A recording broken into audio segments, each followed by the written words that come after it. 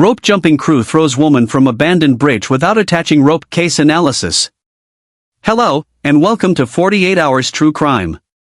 Today, we're examining one of the most shocking preventable deaths in recent memory, the tragic case of Maria Eduarda Rodrigues de Freitas, a young Brazilian college student who lost her life during what was supposed to be an adrenaline-filled rope jump.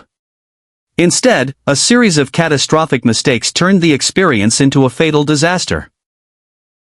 We'll first reconstruct the events leading up to Maria's death before analyzing the evidence, the criminal charges, and whether the instructor's actions amounted to negligence or something far more serious. Maria Eduarda Rodrigues de Freitas was born around 2005 in Brazil. By 2026, she was a college student pursuing her dream of becoming a physical education teacher.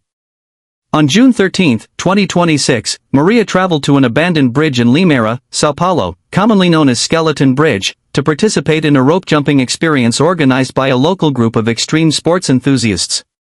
The bridge had long been closed to vehicle traffic, pedestrians, and recreational activities. Nevertheless, the group had reportedly been operating commercial rope jumping events there for nearly a year without any legal authorization. Although they promoted their activities on social media and had amassed more than 80,000 followers, they were not a registered company and did not possess the municipal permits required to conduct commercial operations at the site. Their advertisements promised unforgettable experiences with slogans such as "You Dream, We Make It Happen" and "A Jump into the Extraordinary." The organizers planned to complete nearly 100 jumps that day. Each participant paid approximately 200 Brazilian reals for the experience, with an additional fee for footage recorded using a GoPro camera. Maria appeared excited before the jump. In an Instagram story posted shortly beforehand, she joked, "Who was the crazy person who let me come jump off a bridge?" 3 instructors were responsible for operating the activity that day.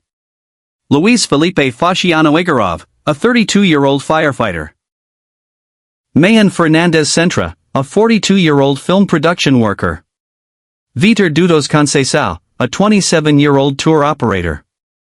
They fitted Maria with a helmet and a climbing harness. But they failed to complete the single most important step of the entire procedure. The safety rope was never attached to her harness. Without that rope, the equipment offered no protection whatsoever. Maria requested an airplane-style launch, a maneuver in which the participant is held horizontally with arms extended before being released. The 3 instructors lifted her above their heads, while Maria stretched out her arms like an airplane.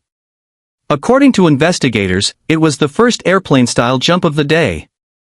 2 of the instructors then carried Maria to the edge of the bridge while she held a GoPro camera belonging to the group.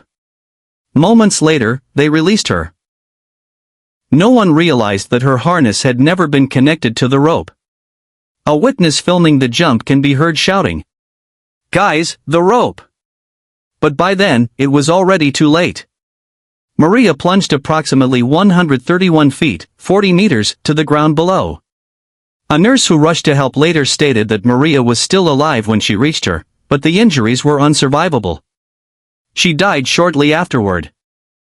Police quickly arrived at the scene. 1 instructor remained and was immediately taken into custody. The other 2 initially handed over identification documents but fled into nearby vegetation when officers were distracted. A military helicopter was deployed during the search, and both men were eventually captured and arrested. Brazilian authorities charged all 3 men with homicide with eventual intent, dolo eventual. A legal concept applied when someone knowingly accepts an obvious risk that their actions could result in death. If convicted, each faces a prison sentence of 6 to 20 years. During questioning, the instructors admitted they had never obtained the permits required to operate rope jumping activities at Skeleton Bridge. Luiz Felipe, who carried Maria from the front, admitted he shared responsibility for attaching the rope. He reportedly told investigators, "I walked to the front first. After that, everything went blank. I simply can't remember." Mayan, who supported Maria from behind, said, "There were only the 3 of us. I still don't understand how none of us noticed the rope wasn't attached." Vitor, who helped prepare Maria but did not accompany her to the edge, was questioned about the GoPro camera Maria had been holding moments before the fall. The camera was never recovered. When investigators asked what had happened to it, he simply replied, "We don't know." At the time of this analysis, criminal proceedings against all three instructors remain ongoing.